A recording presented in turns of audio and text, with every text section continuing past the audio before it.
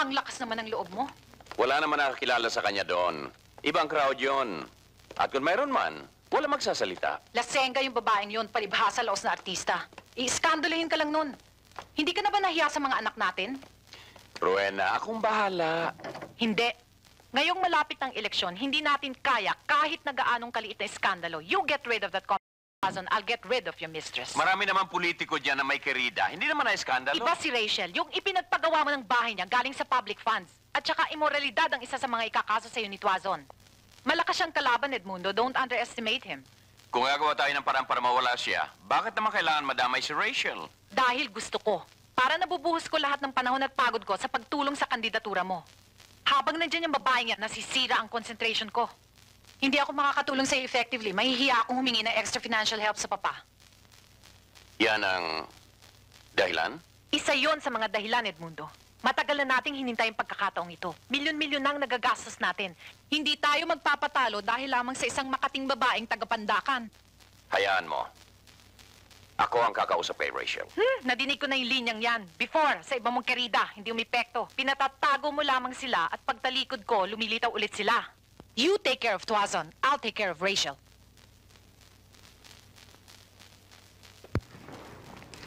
Minsan naiingit ako sa mayayaman, gaya ni na Eric. Miski anong gusto nilang pag-aralan, miski anong gusto nilang bilhin, kaya nila. Anong ginawa nila, ba't sila naging mayaman? Anong di ko nagawa, ba't ako naging mahirap? Kala ko kasalanan ng maging mahirap. Galing din ako sa squatter. Naranasan ko rin ang lahat ng hirap. Ang magsalok ng tubig kahit na may sakit ako. Ang hindi makaangal kahit na habang naliligo ako. Dahil sa pinapautang niya kami ng pang-ulam. Ang halos lumuhod sa may-ari ng bahay dahil sa pinapalayas niya na kami.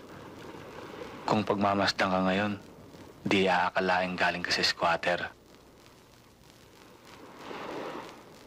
Paano ipinangako ko sa sarili ko na walang matitirang kahit na isang bahid o indikasyong naging mahirap ako. Hindi na ako babalik doon maski kailan. Sabi mo, may kaibigan kang nakakulong ngayon.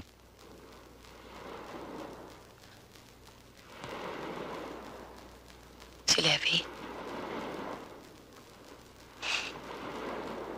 Sabay kaming nangarap nun eh. Sabi namin, pareho kaming yayaman, saka magpapakasal. Hindi pala pwedeng pagsabay ng pag-ibig at pangarap.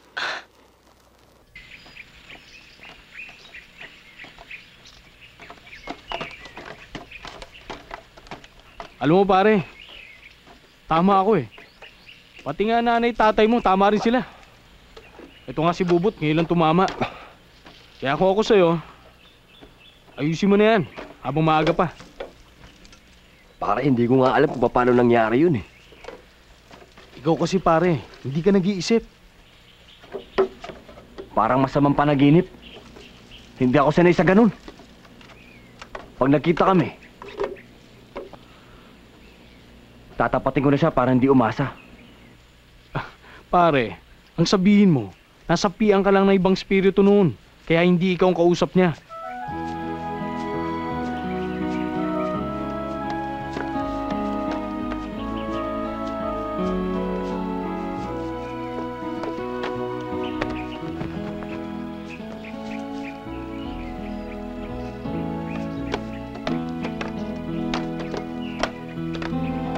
Manuel!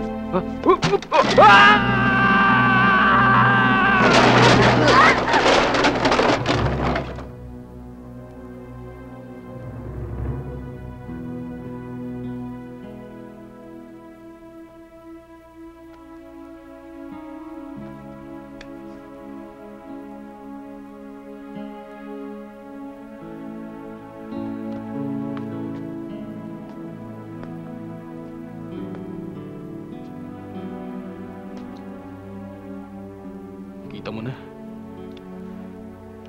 Diyos na gumawa ng paraan para makaiwas ka sa kompromiso.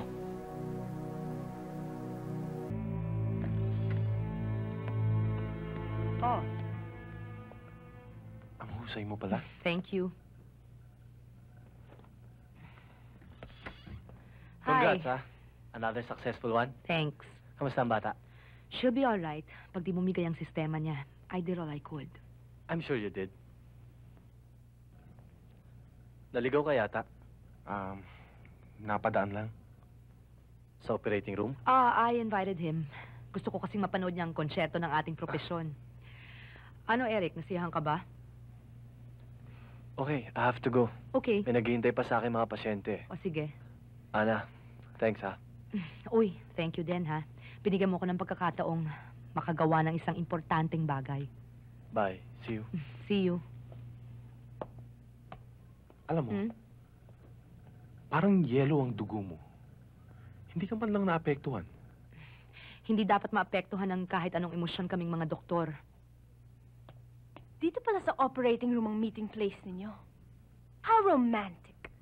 Sa gitna ng mga dugo, mga atay, at mga sikmurang hinihiwa. Norma, Ibang klase rin ang napili mong doktora, Eric. I'm so sorry kung naistorbo ko ang paglalambingan nyo. tumigil ka na, Norma. Hindi mo alam ang sinasabi mo. At hindi ko rin alam na kaya ka pala walang magawang matino. At dahil dito mo inuubos ang oras mo sa operating room. Ano ginagawa nyo? Inoopera nyo bang isa't isa? Ini-inspection nyo bang iba't iba yung mga organs?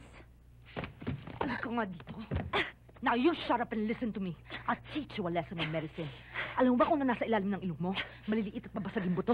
Isang diin ko lang na kamay ko, basag yung mga butong yan. At alam mo kung saan pupunta? Sa utak mo. Huwag kang mag-alala. Biglaan ang pagkamatay mo. Ana, Huwag kang makialam. O baka naman gusto mo dalhin kita sa operating room. Tiyak, paglabas mo doon, ikaw ng babaeng hindi alam ang kanyang pangalan. Ano? Itutuloy ko na ba to o alis ka na? Haalis ako! Haalis ako!